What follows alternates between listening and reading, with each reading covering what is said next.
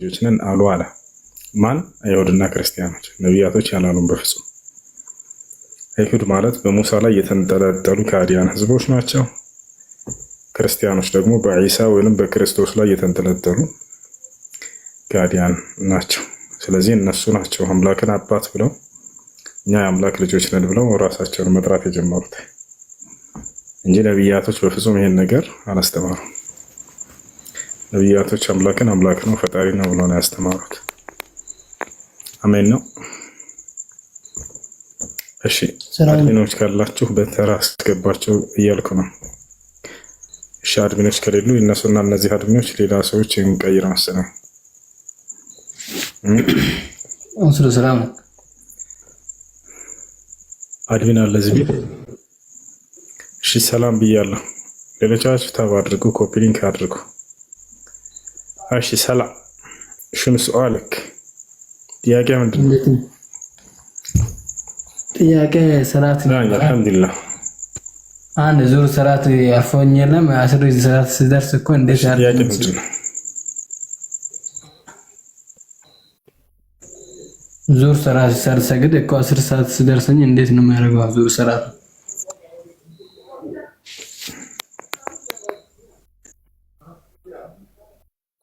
የአሱር አዛን ከተባለ ወቅቱ የደረሰበትን ሶላት አስርን ትሰግድና ከዚያ በኋላ ዙህርን በቀዷ መልክ ትሰግዳለህ። የአሱር አዛን ካልተባለ ግን ቀድመህ ዙህርን ትሰግድና ከዚያ አሱር አዛን ሲባል ደግሞ ጊዜውን ጠብቀህ ትሰግዳለህ። እሺ በቃ ማዘጋ እሺ ደንሽ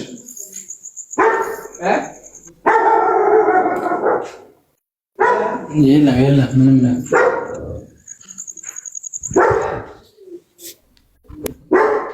ምንድነው ኔትወርኩ?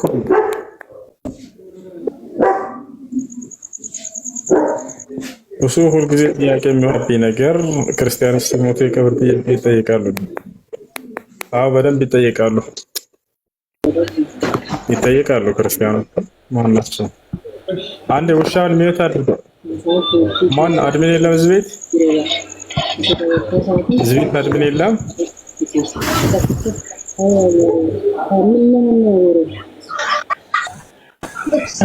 ቪዲዮውን እዝጋ መሰለኝ።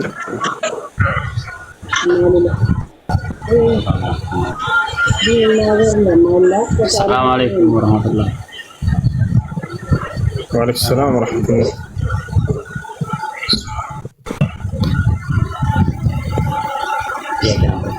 ሰላም ናችሁ? ጥያቄ ነበረኝ። ያለውን አውርዱት። መጠየቅ ነበር። የሚረብሽ ቦታ ያለውን አውርዱት። አድሚን የለም?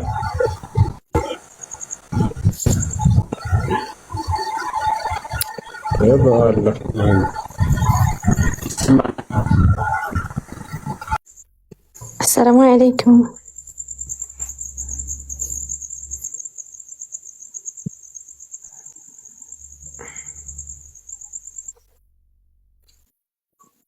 وعليكم السلام. نعم. السلام عليكم. አይሰማም? ኔትወርክ ወአለይኩም ሰላም ይሰማል። የኔ ጥያቄ የኔ እንትን ምንድነው ቫዝሊን ሳልቀባ ሰውነቴ በራሱ ወዛማ ነው። ልክ ቫዝሊን እንደተቀባሁት ነው እና ግዴታ በሳሙና መታጠብ አለብኝ? ያኔ ቫዝሊን ካለው ሰውነታችን ውሃው ወደ ቆዳው ስለገባም ሰለው ችግር የለውም። ሳሙና ግዴታ አይደለም። አልሐምዱሊላህ ወይ የቫዝሊኖ ጨለብሽም ባለሽም አልሐምዱሊላህ ምን የቫዝሊኖ ጨለበትም ማሻአላህ ወብለናል። ለማንኛውም ሳሙና ያስፈልግሽም በውሃ ሙሉ አድርገሽ ከታጠብሽ በቂ ነው። እሺ ወዛማ ነው። ወዛማ ከሆነ ደግሞ ውሃ ወደ ቆዳሽ አይደርስምና ውዱ ትክክል አይሆንም የሚል ነገር ሰምቼ ዝም ባያቸው። እሱ የእንትን ቫዝሊን ሲሆን ጊዜ ነው። ይሄ ሱቅ ላይ የምትሸጠው ቫዝሊን ስትሆን ጊዜ ነው። ባለብርታምታ በተፈጥሮ ያለው ተጽዕኖ ያደርግበት ችግር የለም። አይሰማም። ጦይበሽ طيبش راسنا ما قولا السلام عليكم.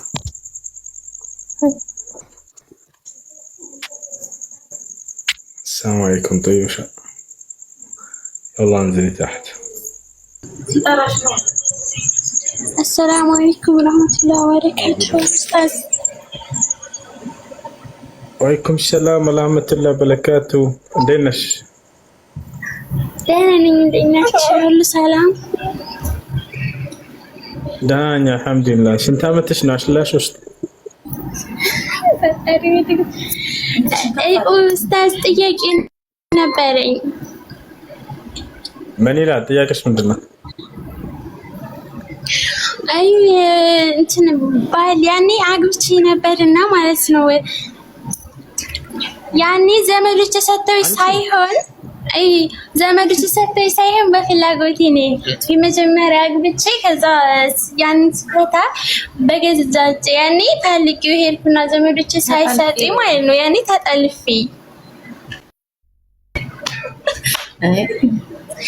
ከዛ ይሄጄ ዘመዶችን ሳይጠይቅ እኔ ካሰረኝ ማለት ነው ዘመዶቹ ጋር በቃዲ ተዛሳ በቃዲ አሰረኝና ዘመዶቼ ይዛና አልሰሙም ጭርሱን መጠለፌን። ከዛ ከ15 ቀን በኋላ ለዘመዶቼ ሽማግሌ ተላከ ማለት ነው። ከዛ ሽማግሌ ተልኮም ኒካ እንደገና አልታሰርኩም።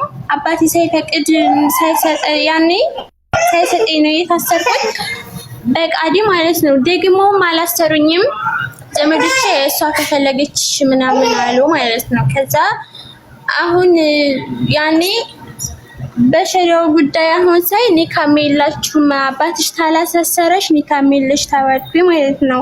ሰውየው ደግሞ ተጣልተን ነበርና አልፈታም ብሎ ከዛ ፊታ ሲባል አልፈታም አለ አሁን ማለት ነው።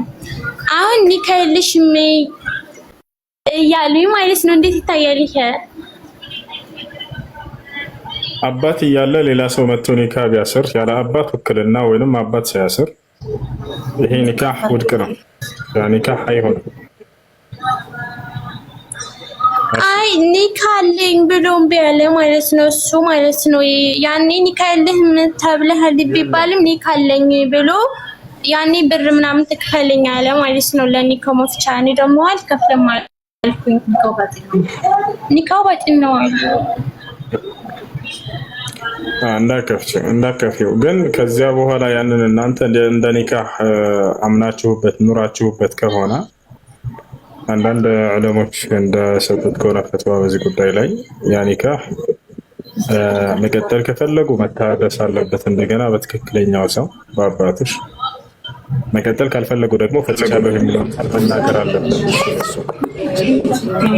ስለዚህ አሁን መቀጠል ከፈለጋችሁ ማይንጂ ኡስታዝ ቤል ያኔ አልፈታም አይለ ማለት ነው። ያኔ ብር ትክፈለኝና እንፈታታለን በጣም ብዙ ብር ጠየቀ ማለት ነው። እኔ ደግሞ ብር የምከፍለው ለኒካ መፍቻን ብር የምከፍለው ምን ብዬ ነው? ኮሽ አዳምጫ ዝግ በይ አንድ ጊዜ እሺ። ሪላክስ ይላል ረንች ሲናገር እሺ። ስድስተኛ ተምረን አሁን አዳምጪ ረጋ በይ ዝግ በይ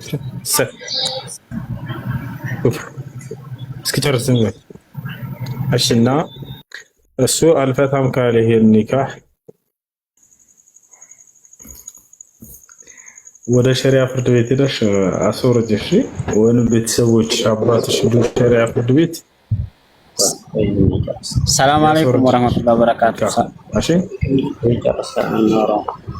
ወአለይኩም ሰላም ወራህመቱላሂ ወበረካቱ። እሺ ጥያቄ ነበረኝ አንድ ሁለት ጥያቄ ተጠይቄ ልወጣ።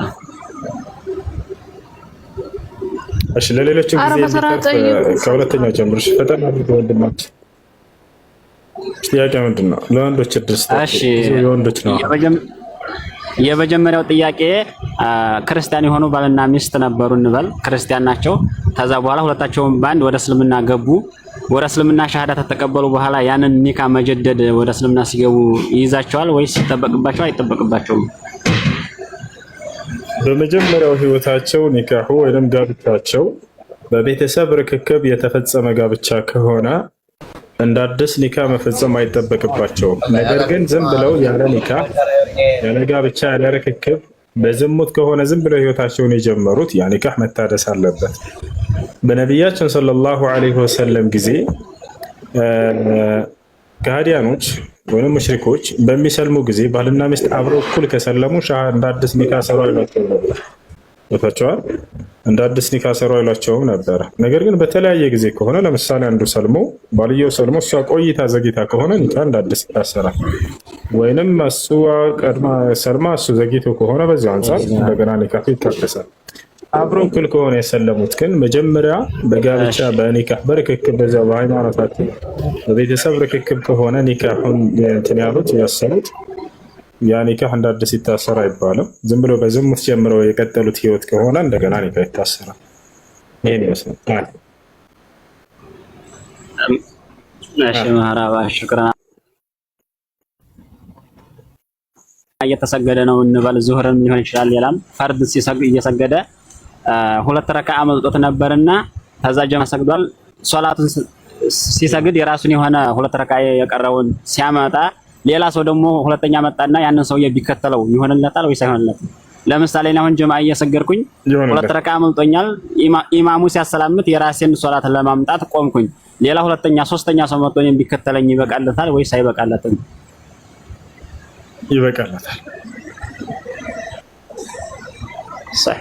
ይበቃለታል። እናመሰግናለን። ጥያቄ ይሄ ነበር። ሹክራን።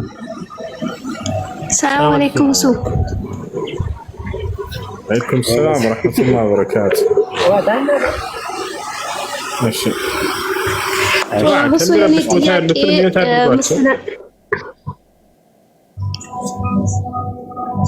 እሺ ጥያቄሽ ምንድን ነው?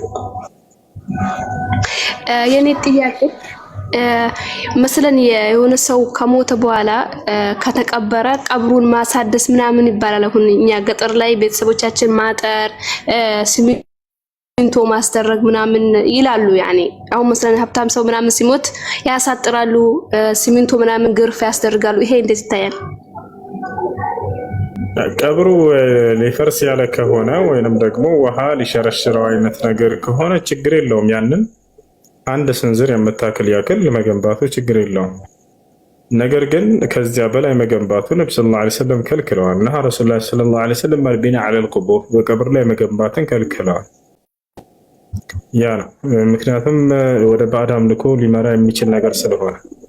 እሺ አቤት እንድትቀመጭ ነው የሚፈልገው ብሎ የማዘዝ መብት አለ ነው የለውም? አለው። ግን ለሚስቱ መሟላት ያለበትን ነገር ሙሉ በሙሉ መሟላት አለበት። ቤቷ አስቀምጧት የምትበላው የምትጠጣው አቅሙ በፈቀደ ልክ ነው ማስተዳደር የሚኖርበት ማሟላት አለበት። መሰለና አሁን ለምሳሌ ቤት ኪራይ ምናምን ይኖራልና በጀማዎች የሚኖሩ ሰዎች አሉ። ጠይቅ ጀማ ሲኖሩ አዋጥተው የሚበሉት ነገር አለ። የምትለብሰው እንዳለ ሆኖ በመዋጮ ነው የሚበሉት እና ልክ ሰዎች እንደሚዋጣላቸው እሷን በጀማዋ እያዋጣች እንድትበላ ማለት ነው። አቅሙ በቻለ ማስተዳደር ይችላል በዛ መልክ ማለት እስካገባ ድረስ እርሱ ነው የማስተዳደር ግዴታ ያለበት ነው። የማስተዳደር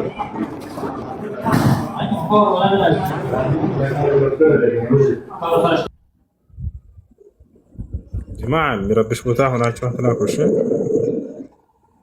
እሺ የማስተዳደር ኃላፊነትና ግዴታ የምትበላውን የምትጠጣውን የማሟላት ግዴታ እንዳለበት አውቃለሁ። ላኪን ግን ከምትበላው ከምትጠጣው ውጪ ማለት ይሁን ደህና ምግቦች ወይም ደግሞ ደህና ልብሶች ማለት የሚባሉት ግን አቅሙ በቻለው ልክ ማስተዳደር የሚችል ያለበት አይደለ? አዎ አቅሙ በቻለው። አይዋ خلاص ይሄን በጥያቄ አመሰግናለሁ። ሰላም አለይኩም። ሰላም ወራህመቱላሂ ወበረካቱ። ይህን ጥያቄ ሸይጣን ካዲ ነውና አንድ ሐዲሱ በአንድ ሐዲስ ሰምቼ ነው። ጥሩ ስራ የሚሰራ አለ እንደ ሰው ነው፣ መጥፎ ስራ የሚሰራ አለ ይባላል። በአንድ ሐዲስ ሰምቼ ነው። በኋላ ግን ምህረት አለው ወላ እሱን አስረዳኝ ብዬ ነው። ሰይጣን ሆኖ መልካም ስራን የሚሰራ የለም። ሰይጣን መልካም ስራ ነው። አንድ አዳምጥሽ ወንድም፣ መጀመሪያ ልናውቅ የሚገባው ነገር ሰይጣን ባህሪ ነው፣ ሲፋ ነው። ያኒ هو صفة ሁወ ሲፋ ሊጅንን አው ኢንሲን ሙተመርድን አን ጣዓቲላሂ ዐዘ ወጀል ከአላህ ስብሓነሁ ወተዓላ ትእዛዝ ላመፀ የጅን ወይንም የሰው መጠሪያ ነው። ገብታችኋል? ጅንና ሰው ነፃ ምርጫ ፈቃድ ተሰጥቷቸው የተፈጠሩ ፍጥሮች ናቸው። መላእክት ጽድቅን እንጂ ኃጢአትን አያደርግም። ጅንና ሰው ደግሞ ነፃ ምርጫ ፈቃድን ተሰጥተዋል። ከአምላክ ዘንድ በመጣላቸው ሕግና ስርዓት ያንን መርጠው መልካሙን እንዲሰሩ ክፉን እንዲርቁ ታዘዋል። ከእነርሱ መልካሙን የመረጠ አማኝ አለ ከሰውም ከጅንም። ከእነርሱ ደግሞ መልካሙን ያልመረጠ ከሃዲ አለ። ገብተዋል አይደለ? ስለዚህ ከጅኖች ያመፁት ሰይጣን ይባላል። ከሰዎች የሚያመፁት ሰይጣን ይባላል። ስለዚህ ያመፀው አካል ወደ መልካም ሊጠራ አይችልም። ያ አደምና ሐዋን ለምሳሌ ከጀነት እንዲባረሩ ያደረጋቸው መጀመሪያ ጅን ነበር።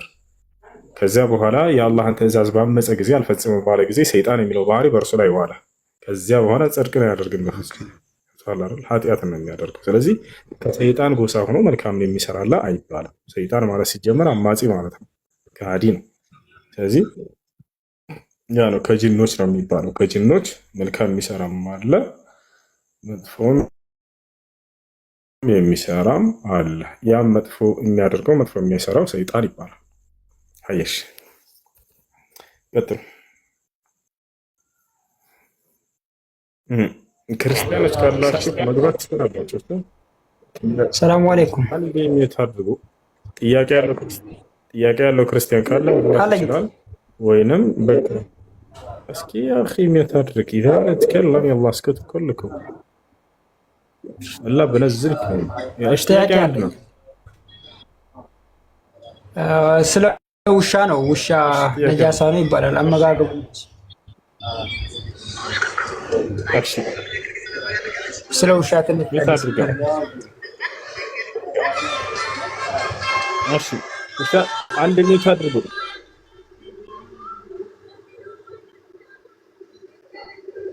ወርቅነሽ አንድ ሜት አድርጊው። እሺ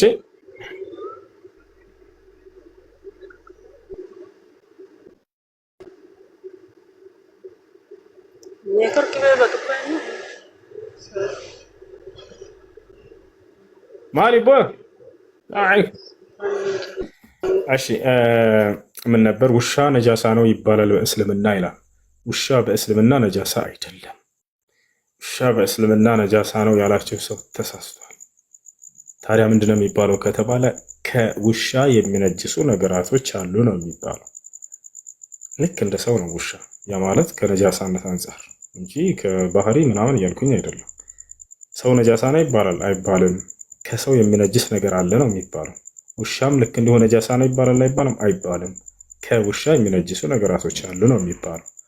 ውሻን ለምንድን ነው እስልምና ለየት አድርጎ የሚጠላው ነጃሳ ነው የሚለው ምናምን የሚሏችሁ ስህተት እንደሆነ መጀመሪያ ነገራችሁ። ውሻ ነጃሳ አይደለም።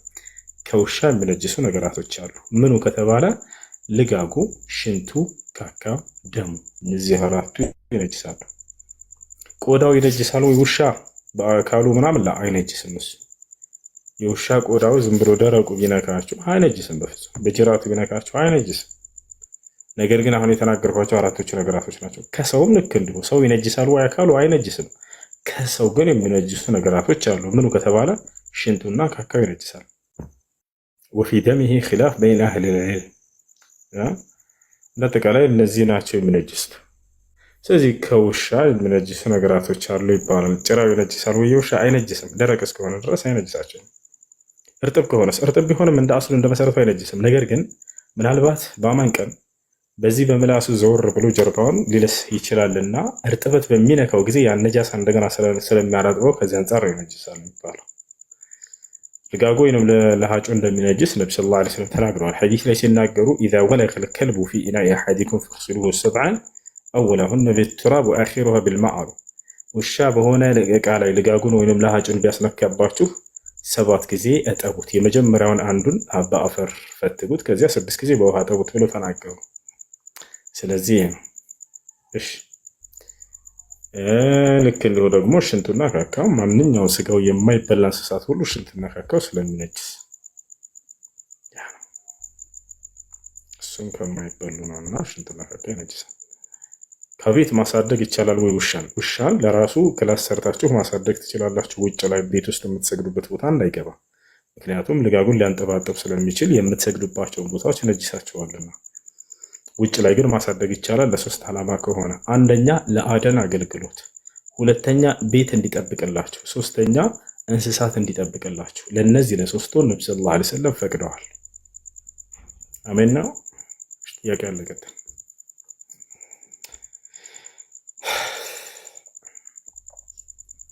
ጥያቄ አለ? جماعة عندكم سؤال نزل تحت يلا بسرعة. السلام عليكم. عليكم السلام ورحمة الله. عليكم السلام. እሱ ጥያቄ ለምሳሌ ነው ያለሁት ከአረብ ሀገር ነው። ከሴትዮ ጋር ሆቴል ምናምን እሄዳለሁ። በርኩ ሰዓት ከ81 ኪሎ ሜትር በላይ ከሄድሽ ጀምዓ ስገጂ ትለኛለች ማለት ነው። እኔ ደግሞ አልፈልግም። ያኔ ለምን ውስጥ አይቀበልልኝም። መጣዳለሁ ከሷ ጋር ማለት ነው። እና ይቻላል? ይቻላል። ነብያችን ሰለላሁ ዐለይሂ ወሰለም ናቸው ይሄን የፈቀዱት። ስለዚህ ውስጥሽ ሊቀበሉና ሊደሰትበት ይገባል። እንደውም በላጩ ማሳጥሮ መስገዱ ነው ሙሳፊር ለሆነ ሰው። ነብያችን ሰለላሁ ዐለይሂ ወሰለም ከ80 ኪሎ ሜትር በላይ ርቀት ከተጓዛችሁ ቀስሩና ጀምዕ አድርጋችሁ ሶላትን ታሳጥራችሁና ሰብስባችሁ መስገድ እንደሚቻል ተናገሩና هذا رخصة الله فخذوا برخصة الله አሉ። ይህ አላህ ያገራላችሁ ነገር ነውና አላህ ያገራላችሁን ያዙ አሉ። በላጩ እንደውም ማሳጥሮ መስገድ ነው። ግን እኔ አሳጥሬ መስገድ አልፈልግም ሙሉውን መስገድ እፈልጋለሁ ላለ ሰው ምርጫው ነው። ፈታዊ እሺ። ሁሱ የፈጅር ሶላት አዛን እያለ እየሰማ ነው። እንቅልፍ ቢያታልለን አርፍደን ብንሰግድ እንዴት ይታያል ይላል። በመጀመሪያ በእንቅልፍ ምክንያት ሶላት እንዳያልፋችሁ ተፍዊት ሶላት አልፈጅር بسبب النوم من علامات المنافقين كما قال الشيخ عبد العزيز بن باز رحمه الله تعالى በእንቅልፍ ምክንያት የሱብሒን ሶላት ማሳለፍ ከሙናፊቆች መገለጫ ነው ብለዋል ኢብኑ ባዝ አላህ ይዘንላቸው። ሐታ ነብያችን ሰለላሁ ዐለይሂ ወሰለም ራሳቸው ምን አሉ?